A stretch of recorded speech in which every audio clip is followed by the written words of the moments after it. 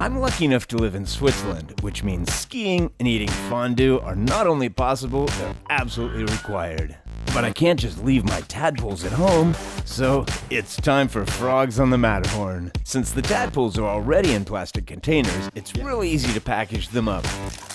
To make sure they don't get too cold during the trip, I activate a couple of portable hand warmers and slip them in the bag. The trip is about 4 hours, so this should do it.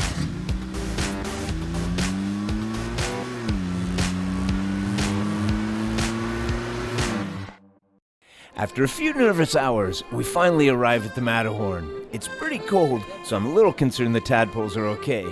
But I set everything up right away and get the heater running. Temperature's up, and everybody survives the trip. Just to be sure that the water would stay as consistent as possible, I brought with me 20 liters of reverse osmosis water that I had pre-prepared at home. It did seem a bit crazy bringing 20 liters of water up a mountain where there are plenty of glaciers around, but when I saw the tadpoles were all ready to eat and showed no signs of stress, that made it all worth it. Unfortunately, tragedy strikes once again. Geronimo, the very first tadpole that hatched, the one that was bigger than all the others, suddenly becomes unresponsive. Was it stress from travel? Did he eat something too large? Whatever it was, rest in peace, Geronimo.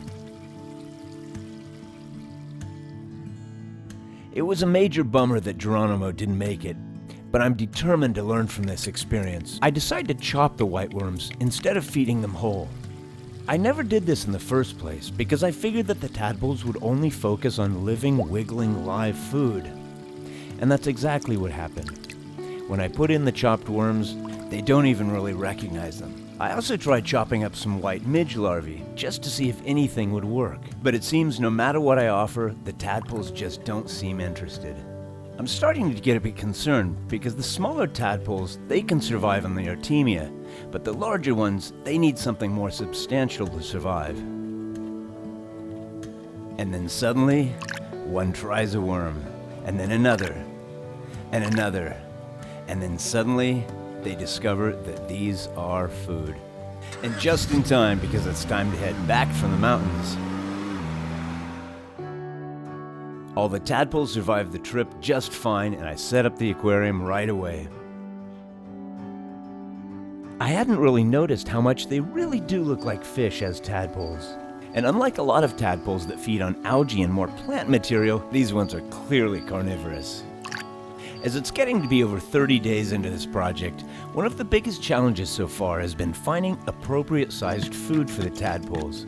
I didn't find anything online about chopping up Tubifex or the dangers of giving worms that are just too big. But step by step, by trying different things and carefully watching how the tadpoles reacted, I've been able to improve my methods. And so far, so good. And even though the eggs that were laid this morning turn out to be infertile, I feel like I've learned so much along the way since that very first batch of eggs that I never expected to survive.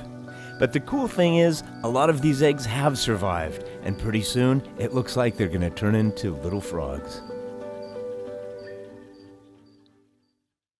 Working on a frog farm is not for the lazy, because the frogs are hungry and you gotta feed them every day. In fact, you gotta feed them several times a day, because they eat constantly. Hungry tadpoles means dirty water, so I change the water just about every time I feed them. It seems that eating is pretty top priority, even maybe higher priority than mating. Well, if you can figure out how to do both at the same time, you gotta win. They do seem to manage to keep busy, because after just a couple of days since the last batch, there's another batch of eggs. These eggs turn out to be infertile, but that's okay because I have plenty of other larvae that are on the way and fast turning into little froglets. The tail is getting shorter and it's getting resorbed into the body. It's been a little over 30 days and the tadpoles are starting to look definitely like little frogs. As they start to use their legs more and more to get around, I notice they're very restless. It's almost like they're kind of itchy, ready to get out. Of course, they'll stay in the water for their entire adult life. Besides the tail disappearing, there are a lot of other changes that are happening as well. The body shape is getting longer, the head is getting wider, and they even have tiny little claws on their feet. The transition from tadpole to froglet is almost complete.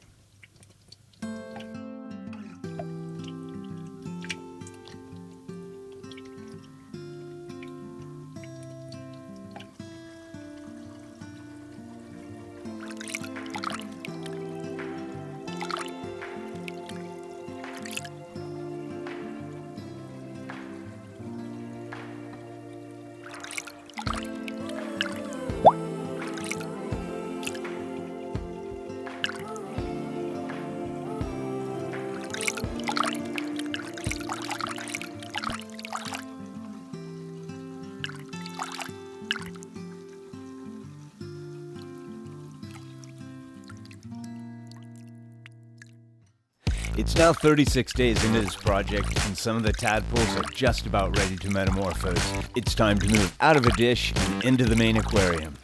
But even the adult frogs are really not great swimmers, so I install a little net where they can hang out. And to keep the worms from getting out, I design a foot from some pantyhose. The whole idea is to protect the frogs from the filter's currents, but still make sure that the food doesn't get away. Of course, the smaller tadpoles have to stay in dishes because they're still feeding on artemia that are so small they'll go straight through the mesh.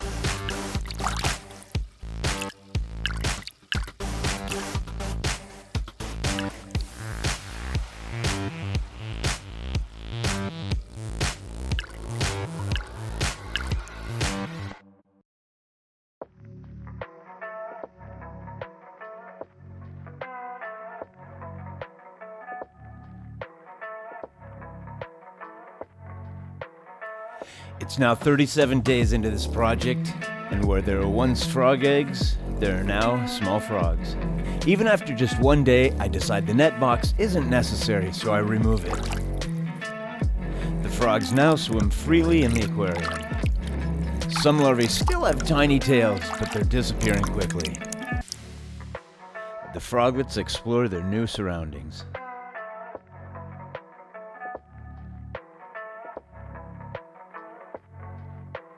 At this point, they're all feeding on the Tubifex and the white worms.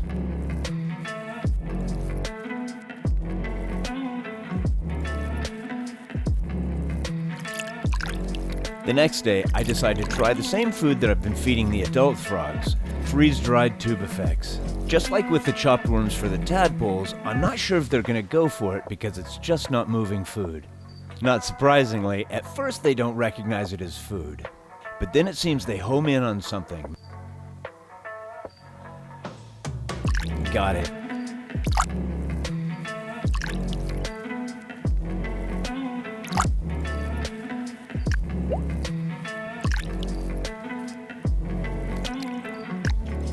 After 37 days, the journey from egg to frog is complete. The adults don't seem to stop though, and once again, there's another batch of eggs.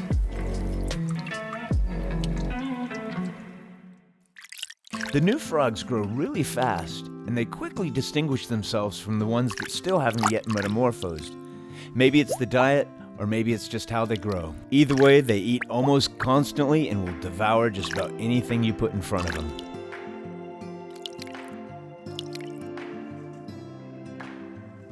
And the rest of the tadpoles aren't far behind.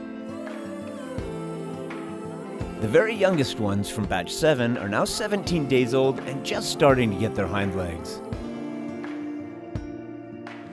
The tadpoles from batch 6 are now 25 days old and just starting to get their front legs.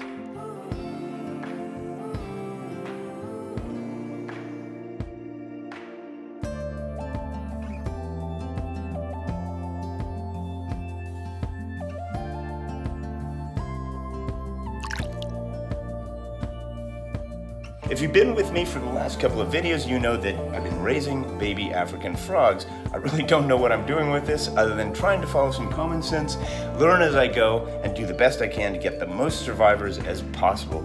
So far, so good. 40 days after this whole experiment began, I've got, I would say, 35, even 40 little juvenile frogs in this little aquarium. aquarium here.